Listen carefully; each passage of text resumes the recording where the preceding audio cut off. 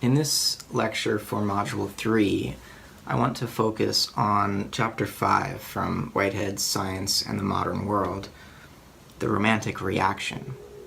In this chapter, Whitehead shows how by the 19th century, after a few hundred years of the modern scientific view of a mechanistic universe, there arose a reaction, and it was a reaction that came through the arts and literature and poetry, because as Whitehead put it, nature poets like Wordsworth were protesting against the idea that the mechanistic picture of nature captured the concreteness of the world, of the universe. Wordsworth believed that the scientific view left something crucial out, and so he more or less rejected, or at least ignored, the scientific perspective. Whitehead doesn't want to ignore or reject the scientific perspective. He wants to reform it, and he believes that he has provided a new cosmological scheme that is rooted in organism rather than mechanism, and that this organic cosmology allows the values defended by the Romantic poets to find some coherent place within our broader conception of the universe and within our scientific conception of the universe. So Whitehead discusses in this chapter the way that the modern scientific materialistic picture of a mechanistic universe led to a radical inconsistency in modern thought, because on the one hand you've got this scientific realism rooted in mechanism, and on the other hand you've got these new political movements rooted in a desire for freedom and democracy that are based in the idea of a kind of moral realism, that human beings have a conscience, have freedom, and that we can hold one another responsible in the context of our civil societies. And, if nature is mechanical, and if our bodies are part of nature, it becomes quite perplexing to try to understand how the soul might have some influence over the behaviors and activities of the body. Where is the soul, the human soul, in the context of this giant world machine?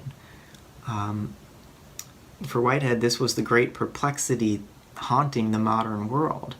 And because of the inconsistency, he said that modern thought was enfeebled. There was no coherent cosmological picture which could integrate the freedom of the soul and the mechanism of nature.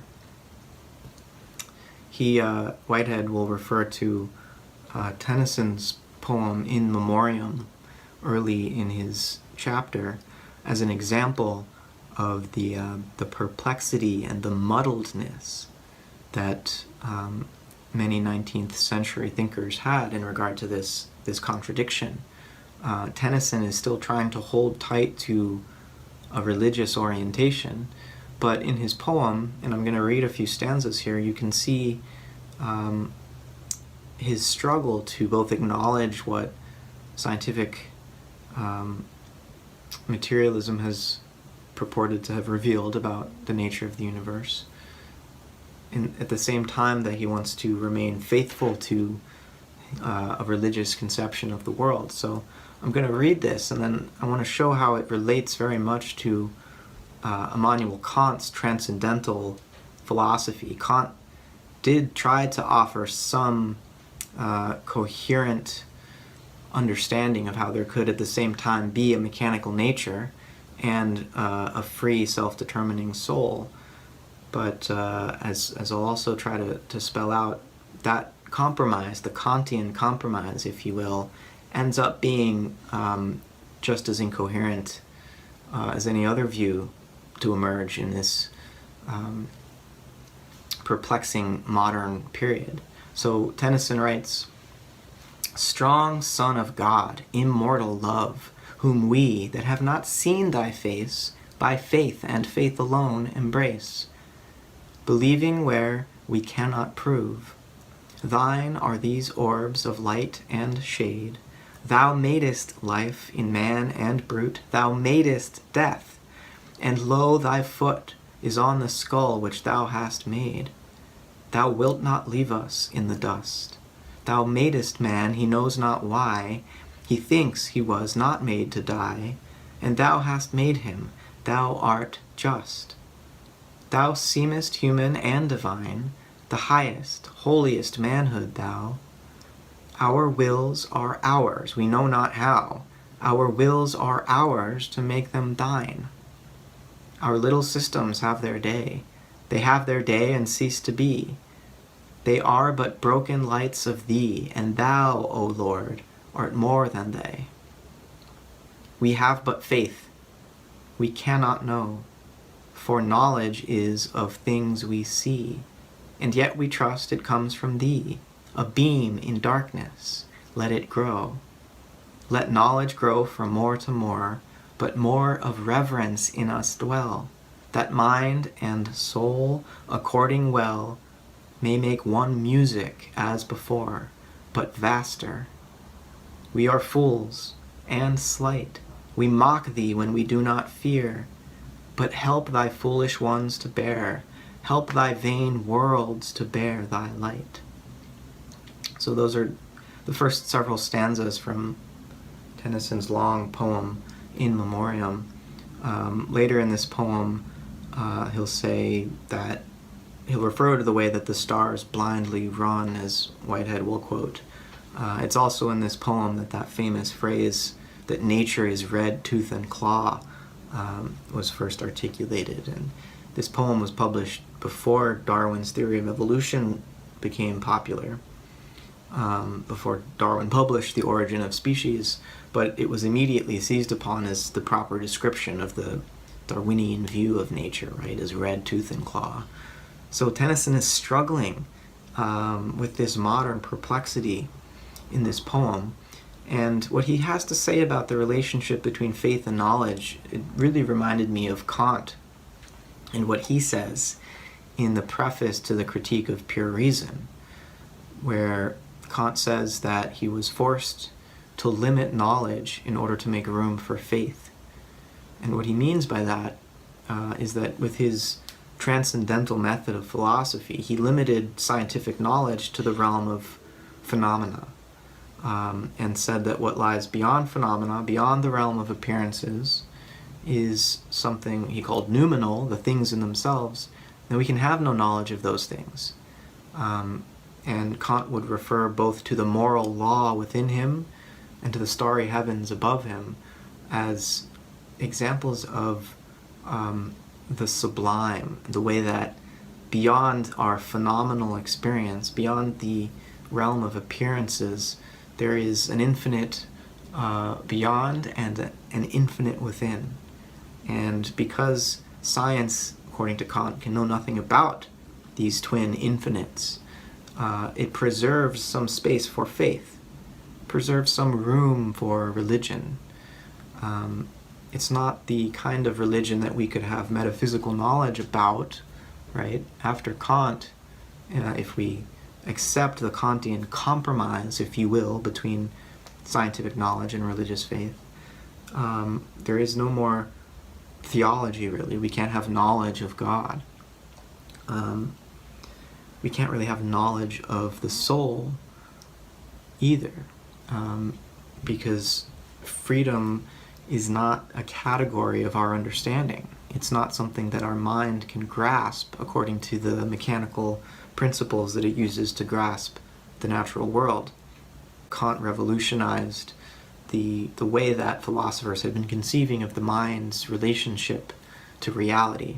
Whitehead tries to overcome this Kantian form of idealism, where we only have knowledge of appearances. And Kant himself got close to breaking out of this, bifurcated understanding of reality, where there's a phenomenal realm that we can have access to and know, and a noumenal realm beyond that. Kant almost breaks through when he, in his final critique, the Critique of Judgment, begins to explore beauty and aesthetics and the place of purpose in the organic biological world. Kant famously said that there would never be a Newton of the grass blade. That, in other words, we'd never have a mechanistic understanding of even a mere blade of grass or of any organism in the biological world. And so while everything else in nature can be understood mechanically, at least and everything else in apparent or phenomenal nature can be understood apparently for Kant, can be understood mechanically for Kant, organisms could not be. Because an organism, unlike a mechanical system, is one in which the parts do not determine the whole determines the parts. And all of the parts exist for the sake of the whole. And organisms strive to realize purposes and ends. Whereas inorganic nature cannot be said to, or at least we can't understand it as purposeful, according to Kant. And what changes for some of the post-Kantian thinkers like Friedrich Schelling, most significantly, is that organism becomes characteristic of the whole of nature. And rather than accepting with Kant that Newton's picture of nature as mechanical was adequate, Schelling replaces it with an organic picture of nature, an ensouled picture of nature. And again, I get more into this in the other lectures that I'm sharing with you in this module. And Whitehead is really following in that same tradition, the tradition of Schelling. In many ways, Schelling also provided the conceptual basis for what became the theory of electromagnetism later in the 19th century that Clerk Maxwell articulated. And Faraday also played a role and was influenced by Schelling. It's not an uncommon perspective to dismiss Schelling's relevance and to say that he held back science, but the alternative form of organic science and the organic cosmology that Schelling articulates is very much in line with what Whitehead will end up trying to do in the 20th century. And you know, if you want to criticize Schelling's understanding of science, maybe you can. I suppose it might be justified on some level, even though he was pretty up to speed on the state of physics and chemistry and biology in his own day. You can't question the scientific or mathematical chops of Whitehead. He was, you know, at the leading edge of the advance of mathematics and geometry and projective geometry and universal algebra, and he was right in the middle of the discussion of Einstein's new theory of relativity and the new quantum theories. You know, no one could understand the 20th century revolutions in natural science and mathematics better than Whitehead. So, you know, his inheritance of this organic conception of nature out of the natural philosophy of Schelling is important to recognize, but Whitehead wasn't directly influenced by Schelling. He does excerpt a few lines from Schelling about how the subject and the object are in this sort of dialectical relationship with one another in his book, The Concept of Nature, I believe. But other than that, he doesn't make much reference to Schelling. But many of his friends, his scholarly friends, were influenced by Schelling and the broader German idealist movement. And so in conversation with them, he sort of came to understand at secondhand this Schellingian perspective. And also through the poetry of William Wordsworth, who was deeply influenced by his friend Samuel Taylor Coleridge, who himself traveled to Germany, studied German idealism, learned German, came back and translated much of Kant's and Fichte's and Schelling's work into English, sometimes without attribution.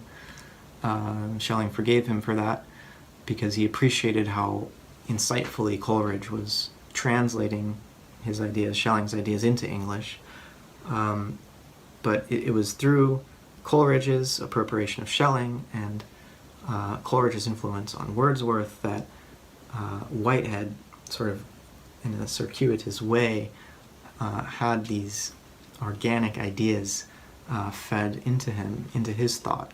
Wordsworth, according to some, had as much impact on Whitehead's outlook as did Plato. Whitehead would read Wordsworth's Prelude daily, apparently, according to the testimony of his daughter. And in this chapter, you'll see his clear preference for Wordsworth. He also enjoys Shelley. But there's something about the nature poetry of Wordsworth that captures Whitehead's own protest against the overly abstract mechanistic picture of nature. And as part of the reading for this module, I also shared an essay of my own that tries to draw some explicit connections between Wordsworth's poetic statements and Whitehead's metaphysical scheme. Whitehead's reliance on Wordsworth is based on his belief that Wordsworth provides a solid poetic argument that the important facts of nature elude the scientific method, because the mechanistic view of nature wants to, it's bifurcated, right? Where there are objective facts, the primary qualities of things, which are just the, their dimensions, their length, width, and height, their mass, their momentum, and so on. And then there are the secondary qualities, which are tastes and colors, textures, all the things added by the human subject and the perceptions of the organism. And this view of nature as denuded of all of its subjective quality is, in fact, inhibiting science from gaining a true picture of what the world is, according to Wordsworth and according to Whitehead. But rather than just reject science, Whitehead again wants to reform it, to place it on an organic basis rather than a mechanistic basis. Because, as the Romantic poets knew and as Whitehead argued, nature cannot be divorced from its aesthetic values. For Whitehead, the very texture of reality is an achievement of value.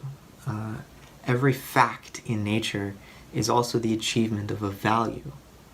And every fact in nature is, the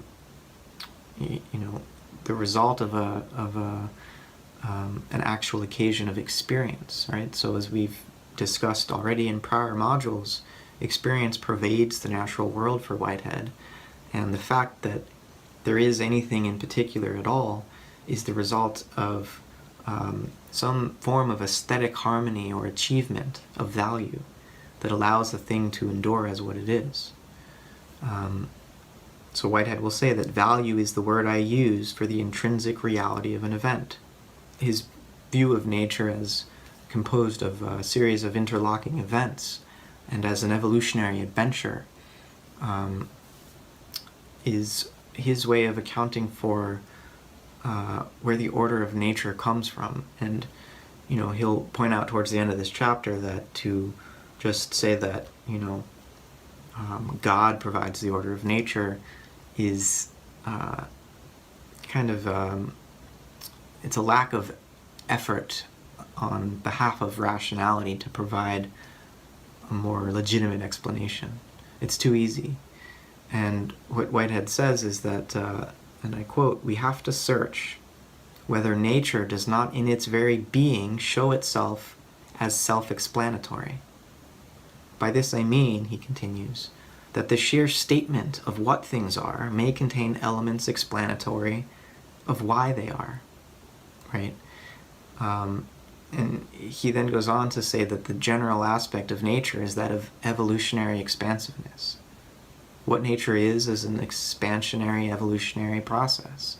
Expansionary in the sense both of how we think of the Big Bang cosmology, an inflationary universe, but also expansionary in the sense of ever-increasing forms of complexity and diversity constantly emerging.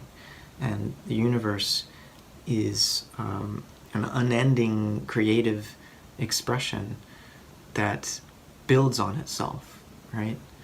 So he'll say that the problem of evolution, and I'm quoting Whitehead from the end of chapter 5, the problem of evolution is to develop enduring harmonies of enduring shapes of value, which merge into higher attainments of things beyond themselves. So aesthetic attainment is interwoven in the texture of realization. This, for Whitehead, is the lesson of the Romantic nature poets, and scientists need to take heed of their poetic insights into the nature of reality and the nature of the universe. Their protest against the bloodless view of nature coming out of the mechanistic picture of nature is a valid one, and Whitehead makes a pretty strong case for that, I believe, in this chapter, while at the same time faulting and criticizing some Romantic poets, especially Keats, for rejecting science outright and just dismissing it because it doesn't align with their own moral intuitions. We need to preserve the scientific outlook, but we need to reform it, right?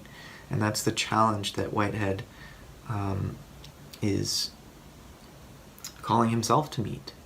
And Science in the Modern World was one of the first books that Whitehead wrote after he came over to the United States to teach at Harvard.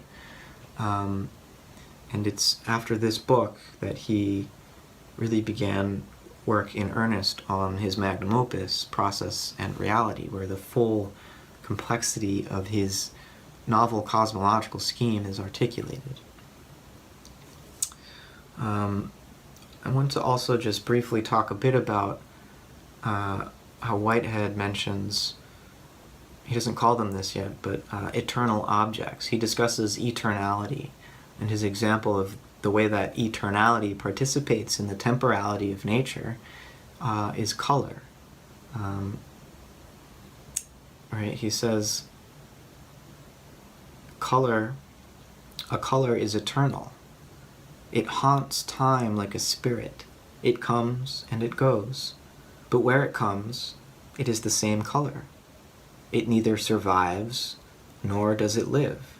It appears when it is wanted. So this is a strange thing for a process philosopher to say, right? A color is eternal. It haunts time like a spirit. And many thinkers who discover Whitehead's thought and expect that a process, relational ontology, would be all about temporal events bleeding into other temporal events, is surprised that one of the most important concepts in his system is this notion of eternal objects, and color is an example. He's a mathematician as well, so mathematical objects are another example of eternal objects that participate in nature but cannot be reduced to or cannot be said to emerge from the flow of events. Rather, they appear when they are wanted. Whitehead is not a traditional Platonist in the sense that he thinks that what's most real are these eternal objects, these eternal forms, which would be perfect, and everything temporal and physical would just be a mere imitation. He rejects that. For him, the actual world of experience is what is most real, and these eternal forms, these eternal objects, they lack actuality, and they depend upon the world of actual experience for their realization. But the actual world also depends upon these eternal objects for its definiteness, right?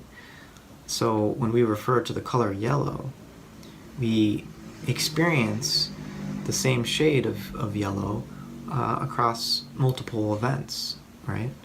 Another example would be a musical score. We can hear it performed by a variety of orchestras, but it's the same musical score, right? And it's not that the musical language itself is the eternal form. That language is just a symbol pointing at the form, the eternal form of that particular song, that particular piece of music. But the fact that we can hear the same piece of music multiple times is what Whitehead is getting at. It's the sameness that needs an explanation, and for Whitehead the explanation is this notion of an eternal object. So he's introducing it here in this chapter for the first time, and we'll continue to return to this as we get deeper into the categories that Whitehead creates in order to articulate a more organic understanding of the cosmos. So I'll end this lecture there. If you feel like you need some more background on Kant and the German idealists that came after Kant and really set the groundwork for the Romantic reaction that Whitehead discusses, you should also take a look at the series of videos from my German idealism course. I think the diagrams I developed there might be helpful. So yeah, please take note of any questions that came up for you during the readings or during this lecture, and ask them in the discussion or during our Zoom video conference. All right, thanks for listening.